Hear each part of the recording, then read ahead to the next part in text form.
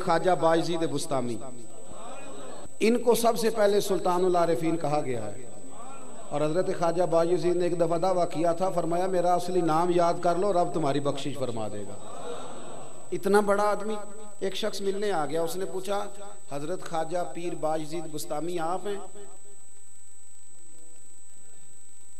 तो आप फरमाने लगे 30 साल हो गए मैं तलाश कर रहा हूं, अगर हजरत ख्वाजा पीर तुम्हें मिला तो मेरी भी मुलाकात करा देना। 30 साल से ढूंढ रहा हूं। ये कह के आप चले गए। तो उसने दोबारा एक बंदे से पूछा कि हजरत ख्वाजा पीर बायजीद बुस्तामी, तो कहने लगा अभी तो तुम बातें कर रहे थे उनसे।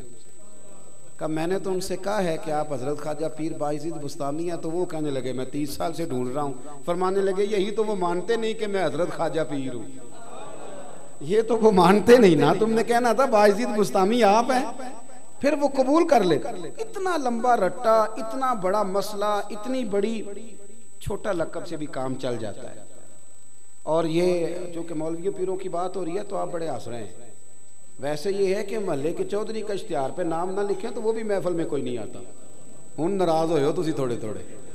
हाँ, और मस्जिद की कमेटी के सदर को एप्लीकेशन ना दें तो वो जलसा भी नहीं करने देता।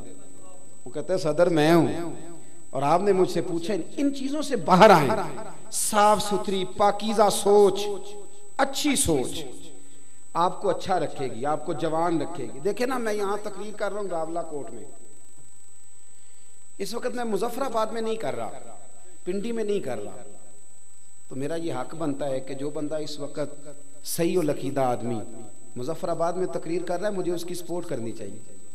इसलिए कि रब ने मेरी औकात इतनी बनाई है कि मैं एक वक्त में सिर्फ एक जगह बयान कर सकता हूँ, और अल्लाह की मखलूक बहुत ज़्यादा है। लेकिन अगर मैं इस चक्कर में पड़ जाऊँ ना कि काम सिर्फ मैं ही कर रहा हूँ, फिर मैं खराबी करूँगा, फिर मैं दूसरों की खिदमत का इनकार करूँगा, फिर मैं माशरे के अंदर दिक्कत पैदा करूँगा, फिर ग्रुपिंग होगी, फिर तंग नजरी जन्म लेगी। आप अपनी तबीयत को ठंडा करें, मिजाज को अच्छा। और ये हर जगह हो रहा है। उलमा और मशाइख के चूंकि हम हाईलाइट कर लेते हैं ना, आप डॉक्टर के पास चले जाएं, एक को आप जाके दवाई दिखाएं पहले वाले की, तो कहेगा उसको क्या पता है, ये छोड़ें, ये तो तबाह कर, ये तो आपका मैदा ही खराब कर देगी सारी। हर जगह फसाद है। हम एक दूसरे का वजूद कबूल करने को तैयार ना, ऐसा करें। सोच सही करें, सुथरी करें, साफ सुथरी। मैंने भी एक डॉक्टर साहब को, मुझे भी कोई थोड़ी तकलीफ थी, पिछले दिनों टेस्ट वेस्ट कराए, तो एक डॉक्टर साहब के पास में गया तो उन्होंने रिजेक्ट कर दी पिछले की सारी दवाई। कहने लगे इतनी दवाई खा के तो बंदा पागल हो जाता है। मैंने उनसे कहा कि सबसे पहले तो आप इस डॉक्टर के खिलाफ मेरे साथ चल के मुकदमा करें, और फिर उस इंस्टीट्यूट पर मुकदमा करें जिसने इसे MBBS की डिग्री जारी की है, और फिर जितने सालों से ये दवाइयाँ लोगों को लिख के दे रहा है, उसकी प्रैक्टिस की उम्र को 25 साल हो गई है। उन 25 सालों में जितने मरीजों का पैसा उसने खाया, उसका आप भी हिसाब देंगे, वो भी देगा। कहने लगे पीर साहब आप तो दूर ही निकल गए। मैंने कहा क्या तमाशा बनाया है, कौम को तकसीम कर दिया है। हर बंदा जो है वो आके कह देता फलाना गलत है। ऐसे भी कभी हुआ है? खुदारा दूसरों का वजूद मानो। पता है मेरे मदीने वाले महबूब की शान क्या है? मेरे रसूल पाक का कमाल ये है, कुरान है मेरे नबी की शानों का बयान, लेकिन मेरे रसूल पाक पर नाजिल होने वाली किताब में हजरत मूसा की शानें भी है, हजरत ईसा का मर्तबा भी है, जनाबे मरियम का जिक्र भी है, हजरत सुलेमान की बातें भी हैं, हजरत ईसा के मौजज़ात भी हैं। मेरे रसूल करीम ने फरमाया है कि याद रखो शानों वाला वो होता है जो दूसरों की शानें भी बयान करे। ये क्या बात हुई कि इतनी तंग नजरी होना। आला हजरत फाजिल बरेलवी रदी अल्लाह तआला अन्हु के सामने एक शख्स ने शेर पढ़ा। उसने कहा शान यूसुफ जो दबी वो भी इसी दर पे दबी। हुजूर के दर की बात कर रहा है सल्लल्लाहु अलैहि। शान यूसुफ जो दबी यानी हजरत यूसुफ का हुस्न भी अगर माज़अल्लाह दबा तो यहाँ आके दबा। आला हजरत फरमाने लगे ये तो क्या कह रहा है, मेरे नबी किसी को दबाने नहीं आए।